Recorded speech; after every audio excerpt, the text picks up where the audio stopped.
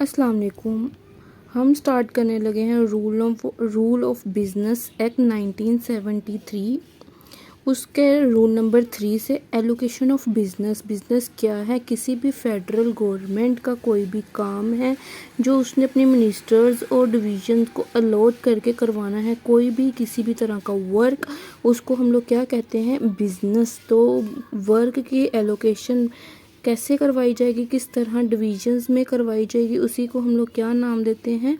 Business का। तो first point है कि हमारे पास फेडरल सेक्रेटेरिएट। फेडरल सेक्रेटेरिएट के अंदर हमारे पास मिनिस्टर्स और डिवीजन्स। डिवीजन्स में मिनिस्ट्रीज़ कैसे काम करेंगी, ये कौन बताता है? शेड्यूल 1। उसके बाद हमारे पास आता है सेकंड पॉइंट। सेकंड पॉइंट के अंदर क्या है? प्राइम मिनिस्टर क्या करने की पावर रखता है? न्यू मिनिस्ट्रीज़ को कॉन्स्टिट्यूट करने की पावर रखता है। कौन रखता है? मिनिस्टर। मतलब अगर हमारे पास डिवीज़न है 1 और मोर है, उनको मिलाकर हम न्यू मिनिस्ट्रीज़ कॉन्स्टिट्यूट करने की ज़रूरत है, तो उसको करने की किसके पास पावर है? प्राइम मिनिस्टर के पास पावर है। मतलब अगर मेरे पास डिवीज़न ए और डिवीज़न बी है, इन दोनों को मिलाएंगे तो हमारे पास क्या आ जाएगी? New ministry. इस न्यू मिनिस्ट्री को बनाने की पावर किसके पास है? प्राइम मिनिस्टर के पास। उसके बाद हमारे पास business work of government. Business of government, इसको हम लोग डिस्ट्रीब्यूट करते हैं अमंग डिवीजन्स के अंदर। किस तरह डिस्ट्रीब्यूट करेंगे ये हमें कौन बताएगा? शेड्यूल 2 बताएगा। Distribution of business among divisions के अंदर कौन बताएगा? शेड्यूल 2। उसके बाद इसी थर्ड पॉइंट के हमारे पास दो चीज़ें हैं। डिस्ट्रीब्यूशन ऑफ बिजनेस, अगर हमने बिजनेस को वर्क को डिस्ट्रीब्यूट कर दिया है, अब उसके अंदर किसी भी तरह की कोई चेंजेस या मॉडिफिकेशन की ज़रूरत है, तो वो मॉडिफिकेशन जो है वो कौन कर सकता है? वो प्राइम मिनिस्टर उसकी मॉडिफिकेशन कर सकता है।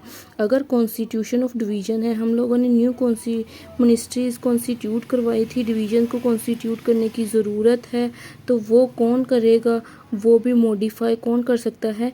प्राइम मिनिस्टर उसको मॉडिफाई कर सकता है। उसके बाद हमारे पास फोर्थ पॉइंट है कि हम लोगों ने उस बिज़नेस को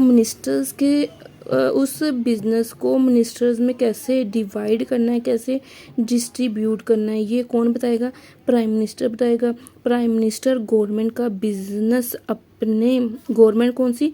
फेडरल गवर्नमेंट का बिजनेस अपने मिनिस्टर्स में एलोकेट करता है by assigning different divisions to a minister schedule 1 के मुताबिक। मतलब प्राइम मिनिस्टर क्या करता है?